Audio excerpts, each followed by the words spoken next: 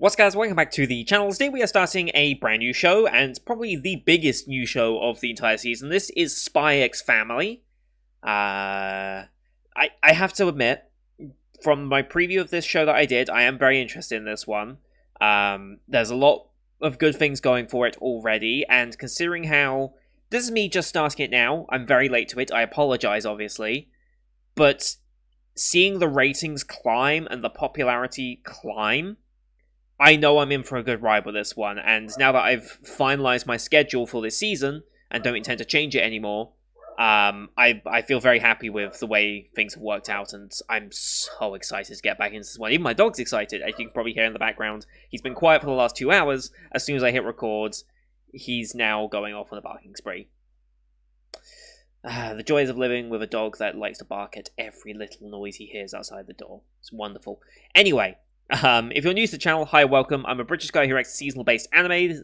I've been doing this for about 2 years now, unsuccessfully for the past 6 or so months, maybe longer. Oh, it's been way longer than that, probably like 8-9 months. Work and my life has changed a lot in that time, and as such, I'm trying to get back into the swing of things. We've got a new schedule, we're working towards it. I've got my new upload and recording times and all that good stuff, so we're working on it. And we will catch up to before the end of the season. We will catch up and have shows completed before we start the summer season. But spring is obviously another catch-up season for me as we look to finish off shows. So what I like to do is when I start a new show, I like to load up the analyst page for the show, take a look at the synopsis, the tags, the VAs, the studios behind it, things like that, to get a basic feel for the show, have that first impression, and then go into the first episode. This is how I always used to find shows to watch when I was just on my own, not doing videos, just finding shows to watch, and I found a few good shows that way that I really, really enjoyed, so it's a tradition I've kept all the way through the channel as well. If you want to skip ahead to the reaction, as always, timestamps in the description to do so. So, loading up AniList page here. Spy X Family. Everyone has a part of themselves they cannot show to anyone else. Fairly true. At a time when all nations of the world were involved in a fierce war of information happening behind closed doors, Ostania and Westalis had been in a state of cold war against one another for decades. The Westalis Intelligence Service's Eastern Focus Division, also known as WISE, sends their most talented spy, Twilight, good name, on a top-secret mission to investigate the movements of Donovan Desmond, the chairman of Ostania's National Unity Party, who is threatening peace efforts between the two nations. So we kind of got like not a civil war, although kind of maybe. We've got a Cold War akin to US-Soviets, but instead of Soviets and US directly knowing they don't like each other, we actually do want to get along with the other nation, but there is a potential political opponent that could overthrow the current political environment, which would make our peace talks worthless. That's kind of what I'm assuming. So instead of saying two democracies working it out, there's a threat of maybe a nationalist sort of... I mean, they're called the National Unity Party, so I guess it's kind of nationalist. Overtaking and cutting ties and potentially putting us into a war, although I don't know if anyone really wants to necessarily go for war. Obviously, there's an information war happening, which is, I mean, even in this day and age, there's information wars happening all over the time. Like, even if your country is not necessarily physically at war with anyone, we're in some form of information war or other kind of conflict with another nation that we might not even know about. Obviously, the whole Ukraine thing going on right now. Yeah, a lot of people involved in that. Even if you're not officially involved in it, you're kind of involved in it in some way regardless, just because of the nature of what it could mean for the world. Let's not go into real events too much, shall we? The mission is known as Operation Strix. I don't know if that's a real operation name that has existed in the past. Maybe it is. It consists of putting together a family in 1 week in order to infiltrate social gatherings organized by the elite school that Desmond's son attends. So to get to Desmond, we're going to go through his son, because if we have a family that goes to the same school, we then have the ability to go to social gatherings that school would entail. So, like, I guess there'll be, like, balls or something. I don't know how, like, what type of social class structure this is. I'm assuming this is upper class. This isn't just, like, ordinary school. This is probably, like, an upper crust school. And so it will consist of more, like, formal gatherings and events and balls and all this sort of stuff. So we then have an opportunity to interact with Desmond, or at least observe Desmond that way, in a cover sense. That would make sense, and also explain why we have a kid with us and forming a family that way. We have the kid to maybe interact with, maybe the kids. Well, I've seen a lot of people like this kid, so I'm going to assume the kid's probably a very interesting character in their own right, and this next one is going to explain part of it, probably. Twilight takes on the identity of psychiatrist Lloyd Forger. Forger or Forger? I'm going to say Forger, just because that's what the word says to me, but maybe it's going to be Forger. I guess we'll see in the pronunciations. And starts looking for family members. But Anya, the daughter he adopts, this is the girl I'm talking about, turns out to have the ability to read people's minds. Because that's a thing that exists in this world, apparently. While his wife, Yor, is an assassin. So, one masterclass spy, one assassin, and a mind reader walk into a bar. There's a joke there somewhere. With it being in each of their own interests to keep these facts hidden, they start living together while concealing their true identities from one another. Makes sense. A spy would be able to do that very, very successfully, probably. The assassin probably is good at not letting on to things. But a mind reader can just tell what's happening in your mind, so unless you completely block out your minds, I don't know how they're going to keep it hidden from her. Unless they know of her mind reading capabilities before they even interact with her. I have no idea. I guess we'll see. World Peace is now in the hands of this brand new family as they embark on an adventure full of surprises. I'm very curious to see how this family dynamic forms, because it's like, yes, form a family, but like, is Anya and Yor, these two characters, are they part of Wise as well? Or are they, like, outside of it? Like, what's their connection and why were they the ones picked? I'm hoping the first episode kind of goes into a little bit of that. Because I don't know how you necessarily stumble across these two specifically for this. Especially when you have a blonde guy, black-haired girl, and then you have a pink-haired daughter. I mean, anime rule logic, it doesn't make sense. It doesn't have to. It's anime. But, you'd think you'd probably try and go for people that, like, would make sense, maybe? I don't know. Who cares? Hair dye is a thing, obviously. VA cast-wise, the only one I immediately recognize is Saori Hayami. That is Visha from Saga of Tanya the Evil. Also a bunch of other roles. A very recognizable voice to me. I feel like I should know Anya's. I have no idea on Lloyd Forger's voice. I feel like I should know you from something. It'll probably click once I get into it. Kencho Ono I've definitely heard before. I feel like maybe I recognize Emiri as well, but again, I don't quite know what. It's been a long time since I've really properly listened to voice actor voices. Obviously, the ratings and the popularity is insane right now. Absolutely insane. I mean, it's been growing. It started off at like 85, I think, and it's already up to 88, and it's just growing. This is Cloverworks and Wit Studio. I don't really need to go into who they are. You guys should know who they are. Wit Studio did, of one of the more recent shows we watched, Vivi, one of my favourite shows of last year, I think. Vivi was such a good show, and Wit Studio has that art style nailed down. So to see them work with Cloverworks on this is kind of interesting. I don't know how necessarily those two studios are working together. Like, if they've both animated it, or there's certain bits that they're responsible of. Maybe Wit Studio is focused on close-up shots, Cloverworks more on the general stuff. I have no idea. If anyone knows more about the inner workings of how this studio partnership is working for the case of this show, please let me know. Cloverworks, my relationship with them is a bit hit or miss at the minute, just because they've done great stuff, like Horimiya. Shano's House has been great. Good to great, I'll say. But they also did Promised Neverland Season 2. That's kind of tarnished their reputation a little bit. I don't know how much of that is the studio's fault or the producers wanting... Whoever made the decision to condense the entirety of Promised Neverland back down into just one season, like everything that followed after it, whoever's decision that was and determining what each episode ended up being, they're the ones that are responsible for the bad aspects of it, quite simply. That should never have happened. Like, that was just a fundamental error in how you portray the Promised Neverland. Promised Neverland at least had 3 seasons worth of content to adapt, and then maybe even follow on in the manga if you wanted to. You didn't have to condense the entirety of the show down into that one season, because it was just rushed and a mess. And speaking of rushed, was Cloverworks... Was it Cloverworks that did Wonder Egg Priority? I believe it was, wasn't it? Where are we? 2021. Yeah, it was great. It was great for so long, and then the ending just. I still haven't even watched this. I have no intention to watch it. It just. I don't think it's going to live up to it, and I'd rather just keep my memory of what the Wonder Egg Priority was already, and just say, damn, that was a good series. I'd love to read more about it if there was more, because I wish there was a manga or like light novel version that I could continue on with. That's what it feels like it needed. And then it got this apparently very half-hearted conclusion.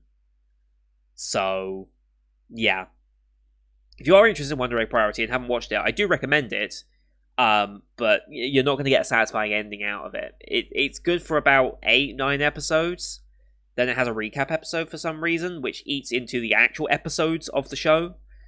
It's another bad idea. And then, yeah, unfulfilling conclusion. It's just the way it is. Interesting that Kaguya is being recommended. I guess that means that they are leaning more onto the comedy side of these tags. I mean, it's action, comedy, slice of life, supernatural. Supernatural, obviously, for my reading. I guess they are leaning more into the comedy then, if they're recommending Kaguya so much into this. Nice to see Millionaire Detective recommended into this. It's not a show you hear talked about or mentioned too often. Hinamatsuri in there as well is kind of surprising, because I guess the forced parent dynamic that you got with Hinamatsuri, as well as the comedy. I don't know if it means there's going to be like the same level of absurd comedy as Hinamatsuri, but that's also interesting. Kakushigoto, I feel less likely. I don't think it's going to be as emotionally charged as Kakushigoto, or wholesome, necessarily. I guess we'll see, though. All the typical, so many tags. I'm not even going to go through all those, because some of those might be spoilers, although usually they are marked as such if they are. And also, we've got a part 2 already announced. So, we've got a single core, obviously, this season. I'm assuming there's not been an actual date assigned to this one yet, as far as I'm aware. I'm assuming it's coming in October, because that would be a split core show format. We take the summer season off, and then we come back for the fall season. That would make sense, since they're calling it Part 2 rather than Season 2. And they announced it so early on, like before the show even aired, so makes me think maybe they're going split core, although again, normally they announce that it's split core already. I guess they're just playing it safe in case they need to delay by a season, maybe. But it won't be long before Part 2 comes out, almost certainly. I don't think we'll be waiting more than a year at the very latest anyway, so I guess we'll see, but I don't think we'll be waiting more than a year for this, which is good, because I love shows that give time to adapt characters, worlds, story, whatever it ends up being, so this is very good. This is very, very good to have a show that already knows it wants to do more content. But that's everything that we can glean from that, and oh, I'm so excited for this. I know this has been a bit of a long intro, I apologise, but I'm very excited for the show, and I have wanted to talk at length for it. So, as per usual, here on YouTube, what we do are time-based format reactions. If you want to see the picture-in-picture version, therefore the anime itself and me on the screen at the same time, you can go to my Patreon down in the description below. £4 a month gets you access to all picture-in-picture reactions I do on the channel, which is everything from my current seasonal lineup, as well as the return of Patreon shows such as Symphogear, Lock Horizon, and World Trigger. They will be returning back into this format now over the course of the next coming weeks. It'd be nice to get back into them and finish those shows off, because they've been on hiatus for about 9 months now, it feels. So it'd be nice to actually get those shows back on a roll.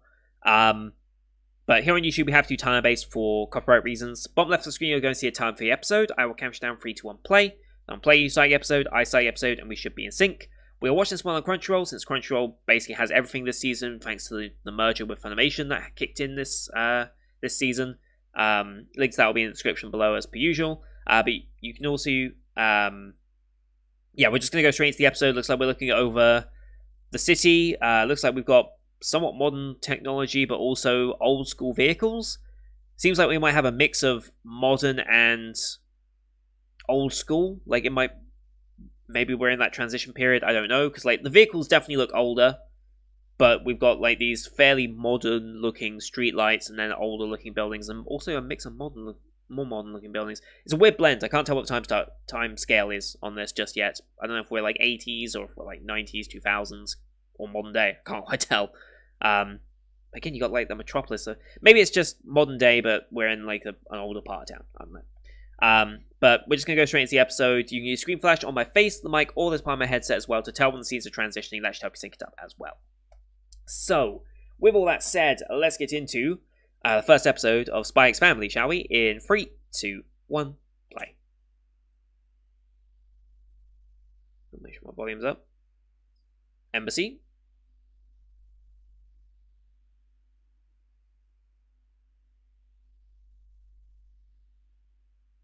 No working. Okay. I was a diplomat, okay.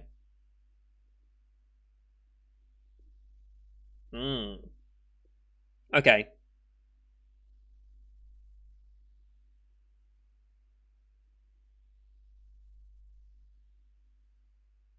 Ooh, no name is involved in this. That's good.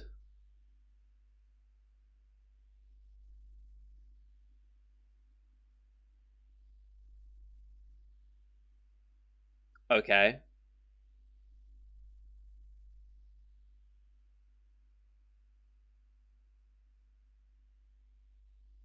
Interesting.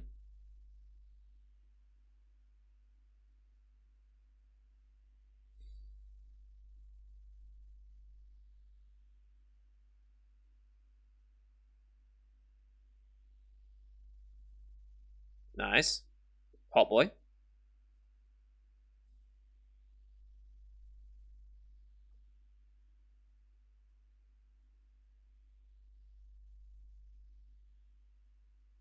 Master of the Skies. Alright.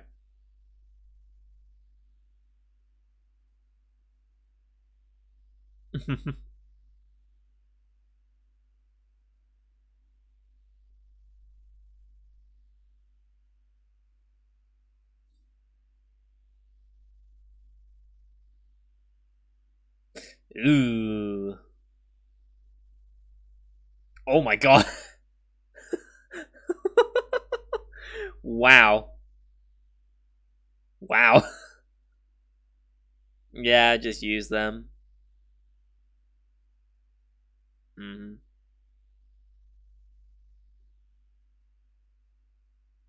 Mm. And yet you're about to be thrust into family life. Berlin's. Okay. Exasperate the Cold War. Watch out for something.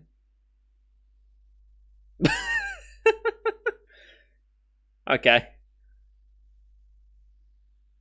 Yeah, just... Hmm.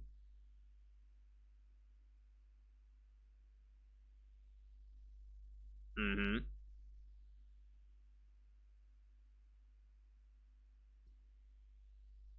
What a look.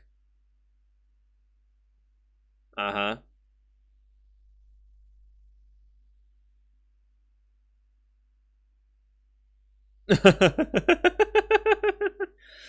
uh,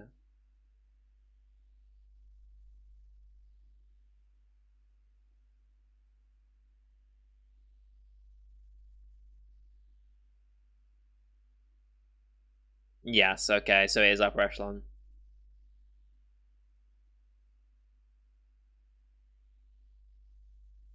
1 week to set up a family.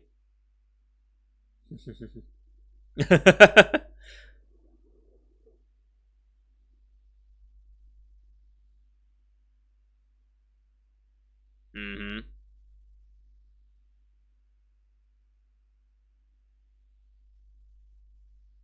Mm-hmm. It's a thankless task, but yeah.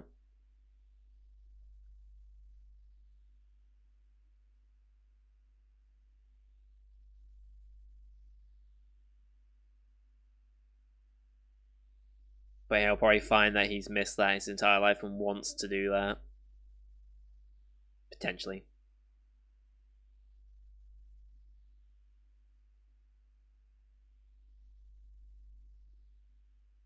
Mm-hmm. Forger, okay.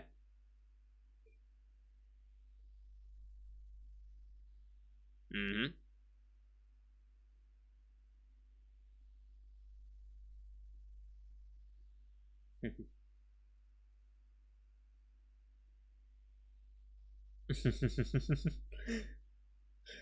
Sounds a bit odd when you say that, doesn't it?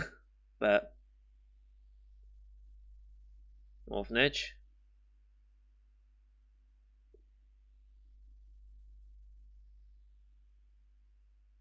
Very low standards, yeah. Yeah.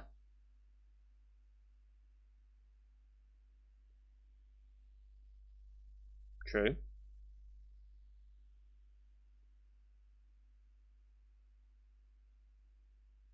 Yeah, that's a bit of a stretch.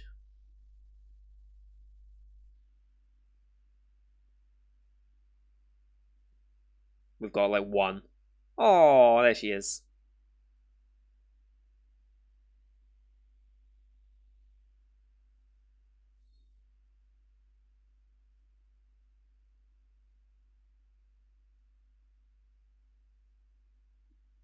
6, okay. Hmm.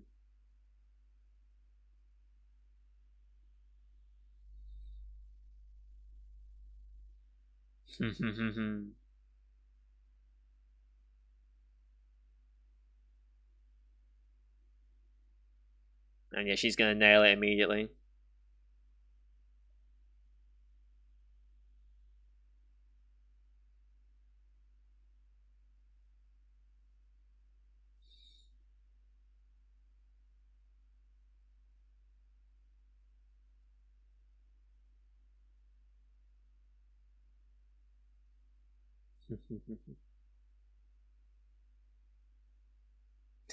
They just want her off the way, yeah.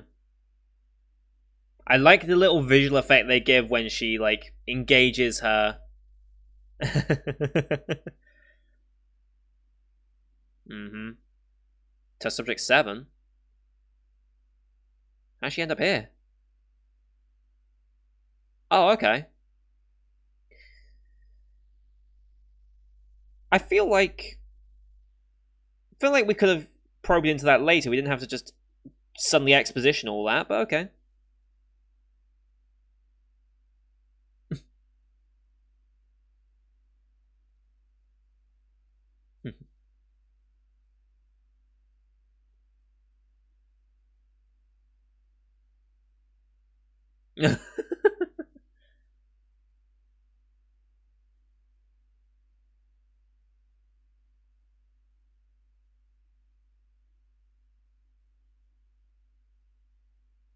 Spy Wars.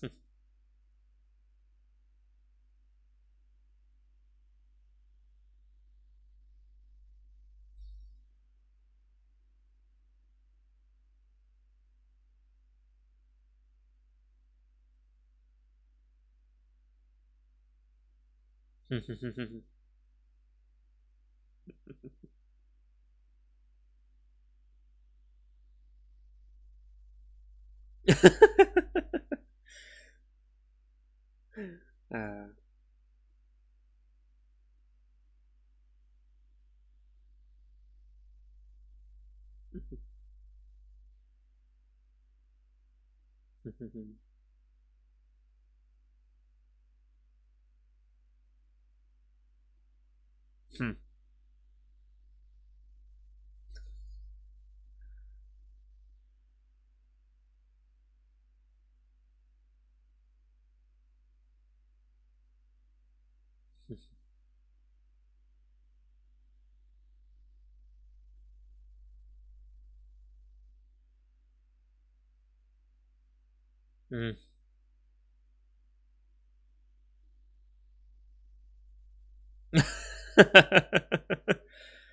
uh, okay. Oh yes.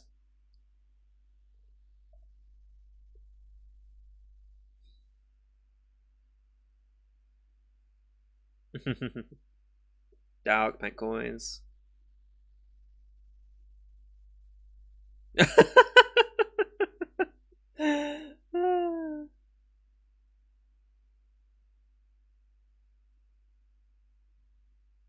Oh no. Oh, a good bargain. uh, Okay, I see why everyone's attached to this character already.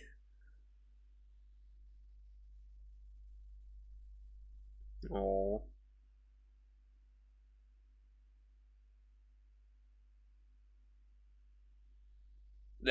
Yes.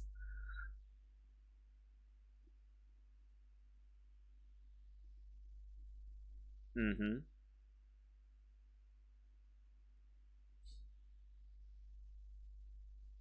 Yeah, don't interrogate your child.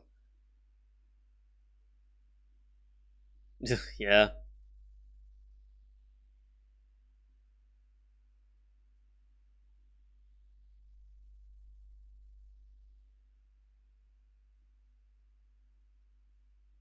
Hmm. Yeah. I think he's gonna find himself attached though. There's no way he doesn't find himself attached by the end of this. Mm-hmm.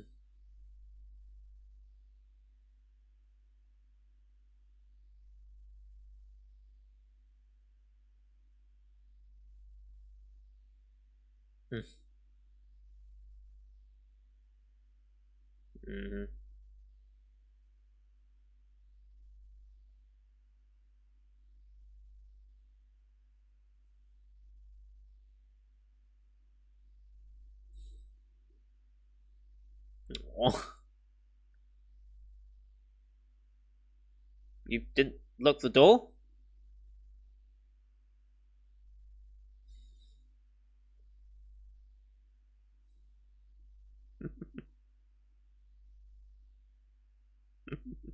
Turn into a game.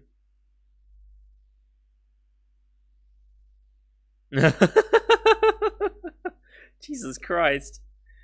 Yeah.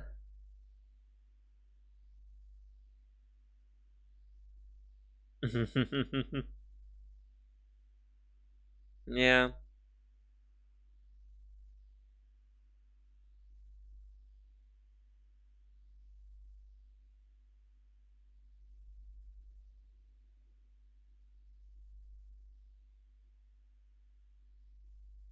Hmm. Yeah. Interesting.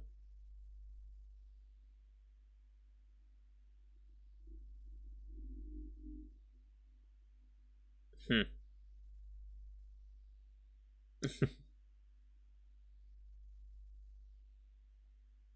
Yeah.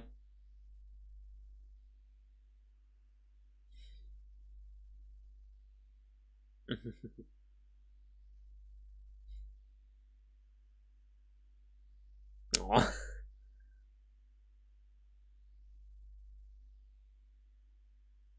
The mission hasn't.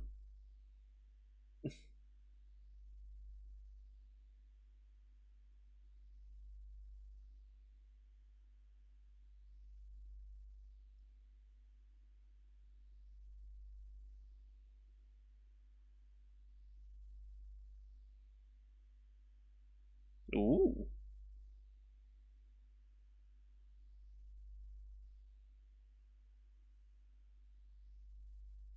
Uh oh.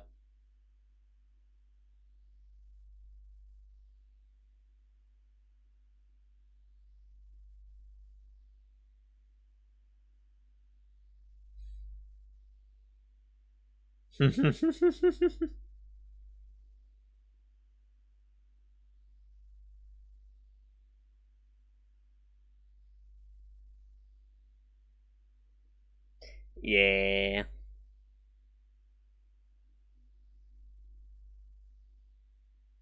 Hmm. It was just. Hmm. Yeah.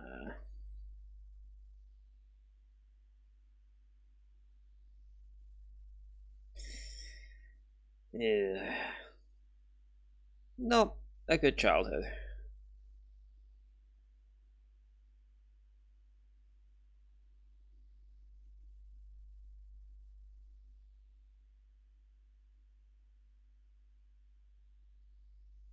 Yep.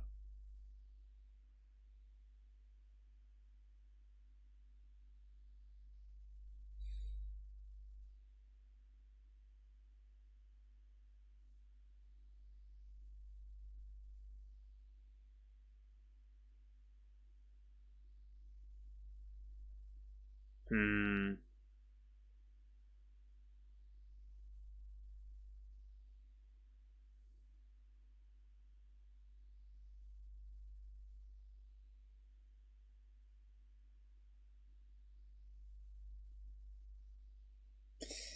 Yep.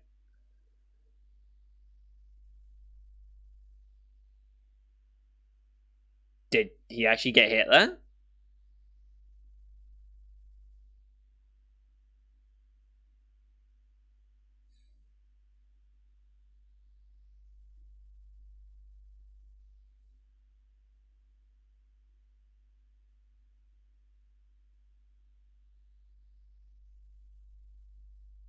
Hmm.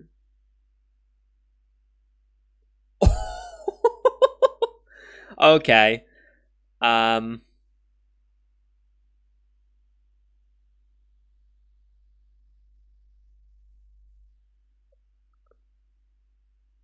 Hmm.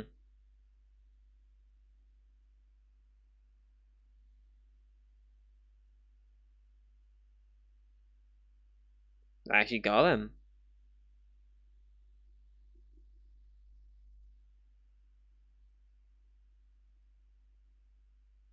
Or is this a? It's the other guy. He just disappeared. He just disappeared at the back. Anya's gone as well. I bet. Yep. Knew it. Knew it. As soon as they framed that, I knew it.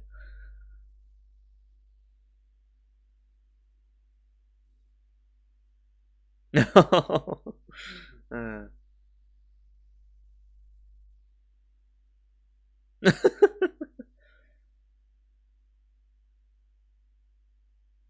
Hmm. Ah.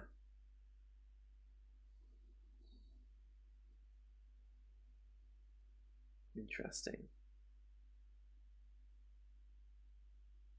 Hmm.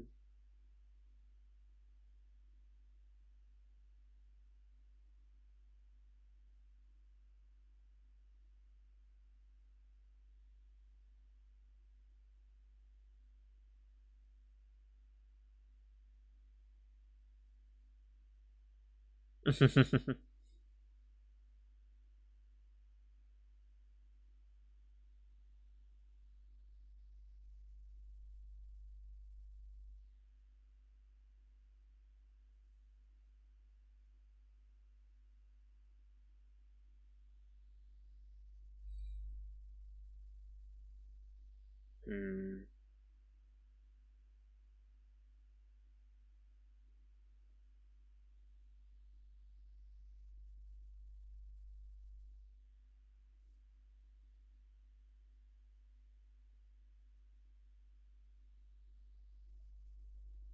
Uh oh.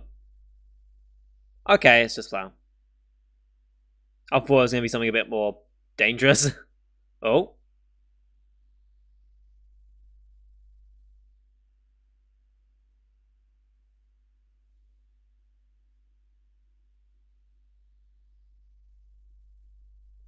Hmm.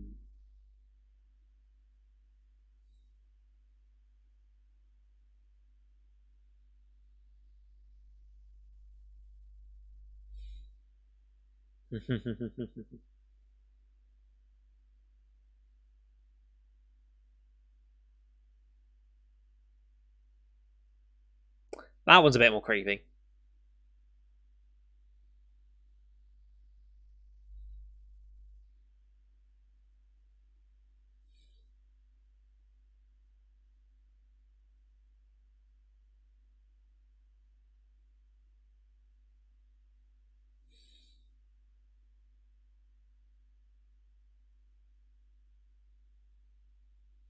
And Anya was waiting the entire time behind there, probably.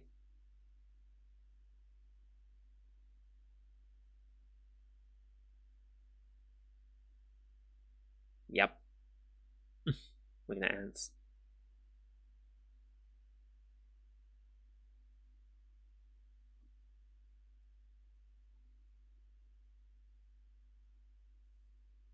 Mm-hmm.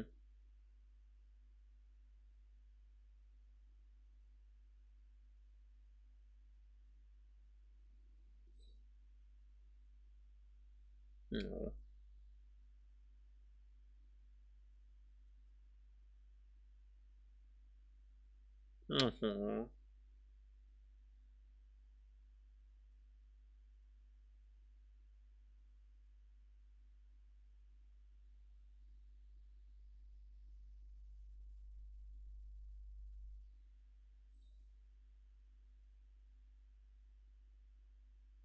We're moving again.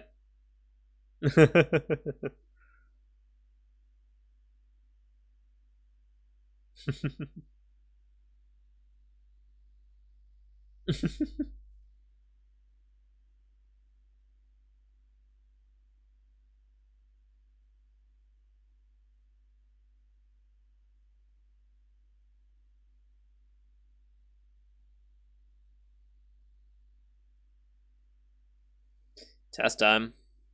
There she is.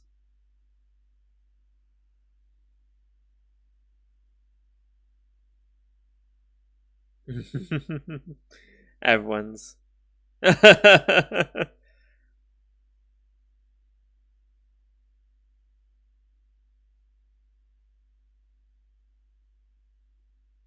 can do it. You can do it, Hanya.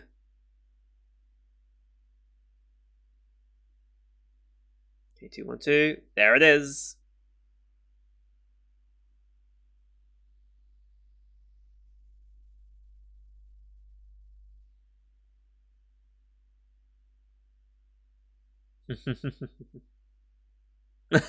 Oh no. Uh,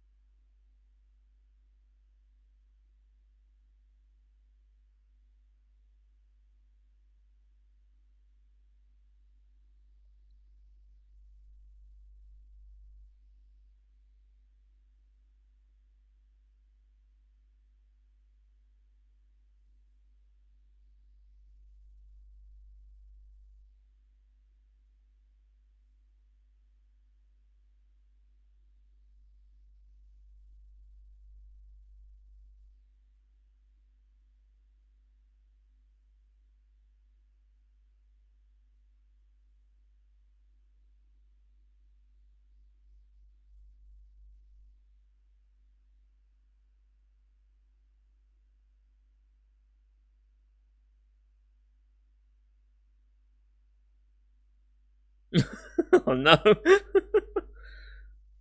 Oh boy.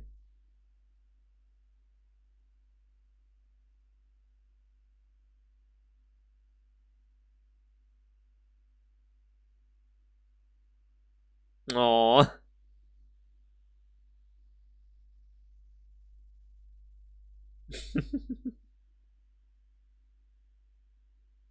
This is super wholesome. Considering what this show is, this is super wholesome. Aww. Aww. Oh, he's awake.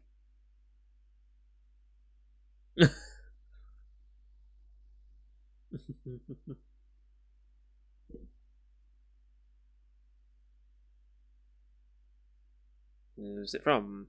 Eden College, okay.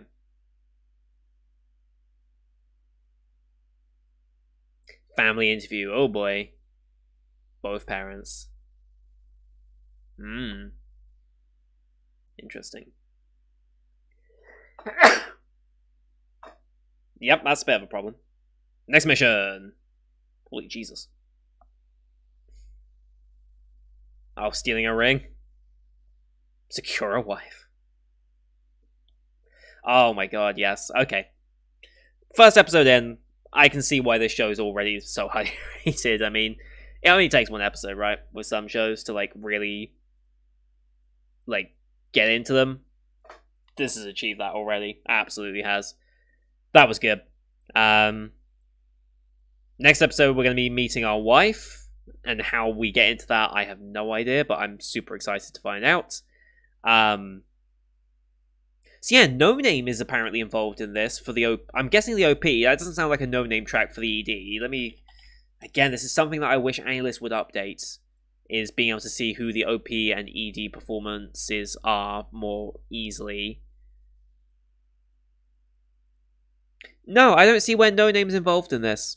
How is No Name involved in this? I'm seeing the OP is by Yeah, no, this isn't. I don't see No Name listed here at all. So hang on. What are they just? Are they just doing music work, background music, or what are they doing? Because they don't have any actual discography out this year or last year, for that matter. Not that I'm seeing here. They're a producer on this. Okay. They're producers on this. What are they listed as?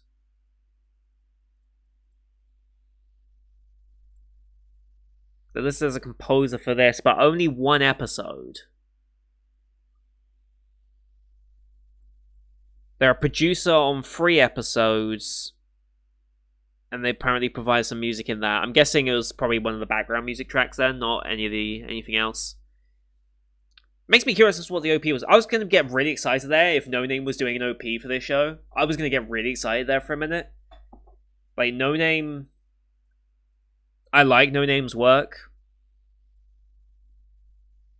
Interestingly, they're not actually listed here for the reason why I know them. Where are they? Like, their stuff for Dorohedoro is just, like, incredible. Like, they've done so many Dorohedoro songs. I mean, let me look them up. How many did they do? Like 6 or something? Who Am I? Night Surfing, Quad D, Strange Meat Pie, 404. Oh, there's an extra song as well that I don't think I've listened to. But yeah, it's those 5 that are like the main 5. They're all on my playlist still. Because they're just so good. I was actually getting really excited then they would have done a performance for it, but no, they didn't. Oh well. I mean, them producing on it is still dope, don't get me wrong, but would have been nice if they actually produced an OP for it. Oh well. That was me getting excited over seeing No Name's inclusion in this, but it's just that. Yeah, I mean, Anya's precious, must protect. The combat and like the flowing fight scenes very much felt similar to Vivi, and so I'm guessing Wit Studio was probably heavily involved in that.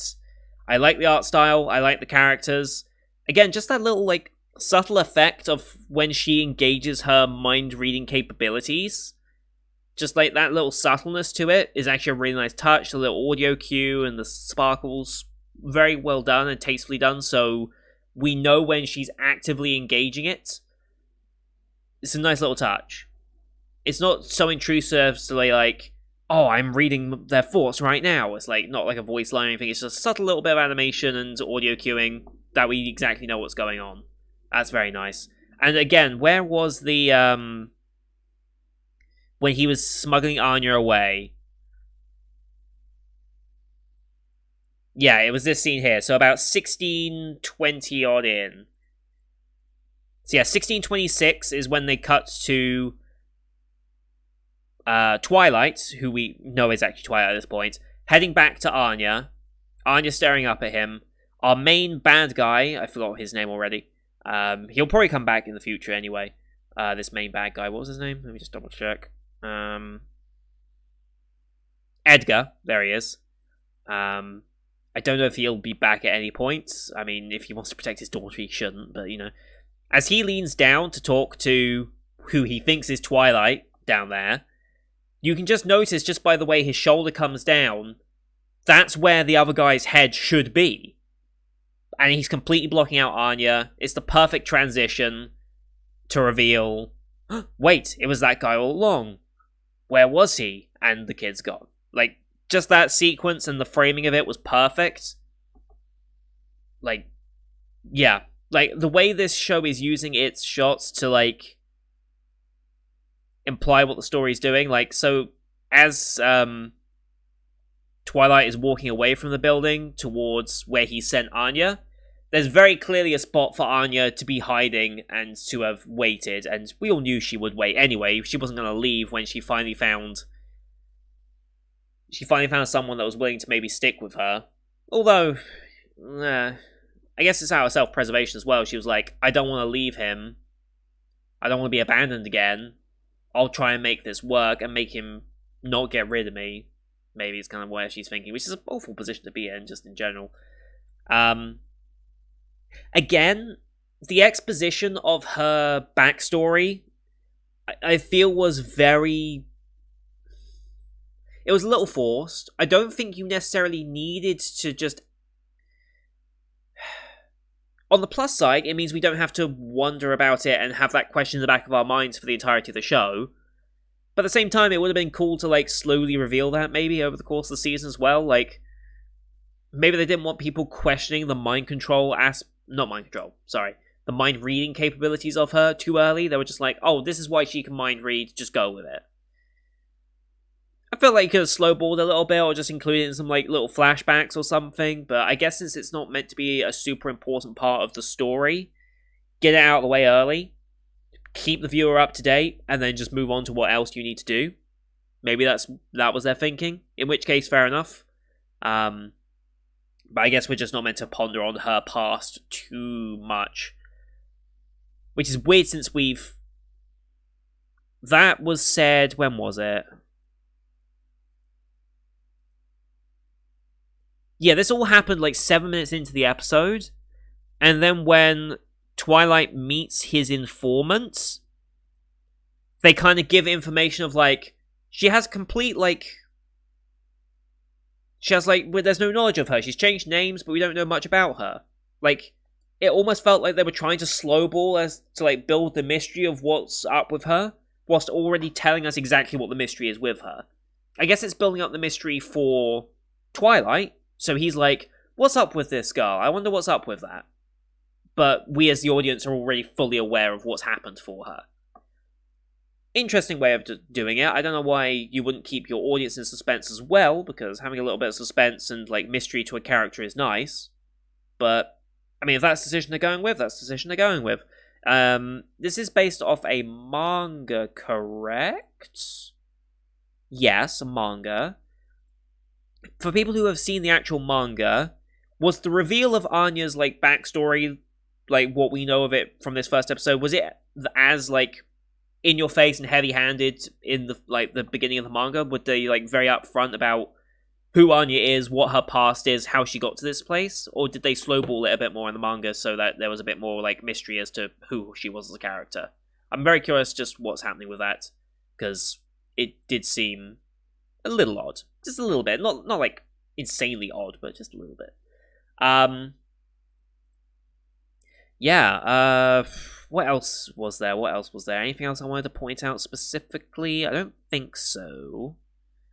I think we got most of what I wanted to talk about out of the way. Yeah, that's most of it. Next time we're going to be securing a wife. Great title. Interesting how the school has the requirement for both parents. I think that makes sense because it is, isn't it, fact that, well, at least on average, children with both parents alive and active in the relationship, in a happy marriage, or at least happy relationship, it doesn't necessarily have to be marriage, I don't think, but having both parents active in your growing stages is like a very positive influence on a kid's development, and on average you do end up being a happier, healthier kid. Is that true? I believe that's... It might not be the exact wording of it, but I'm fairly certain there is literature to back that up. So maybe that's their thinking as well, as like, a kid who doesn't have both parents, like, how could they possibly be raised to be, like, the upper echelon of society, right? Unless maybe they're a super well-respected family whose maybe one parent was killed tragically or lost in an accident or to a disease or an illness. Maybe they... I mean, they said no exceptions, but if it was someone of super high echelon, maybe they'd make an exception just to have them on side. Because you wouldn't want to make an enemy of someone super influential, right? Especially maybe politically. So maybe they would be willing to make an exception for that. But for us, complete no-namers, just rich and successful people, I don't think that necessarily is going to lead enough weight. So hence we're getting a wife. And it was the plan anyway from Wise. So I guess we probably should, get in with that. And also Desmond's character. Can we go back to the shot of Desmond? Where is he? It's on the train scene, right? Here it is. Yeah, get married and have a child. Donovan Desmond. Yeah, that character design like just seems very like typical like villain look. The wide popping out eyes that like seem devoid of like any human life. The skin being very tight and almost like the skin's pulled too tight across the bone. Obviously the stash, the haircut as well seems somewhat menacing in a way. I can't tell like if they're trying to do a mix of like I can't tell if they're trying to do a blend of Hitler and Stalin together in some way. I don't know if that's necessarily the look they're going for, but it did cross my mind. But at the same time, I'm like, that's a bit of a reach. But at the same time, I can't help but feel like he is a mix of Hitler and Stalin in terms of like visual appearance.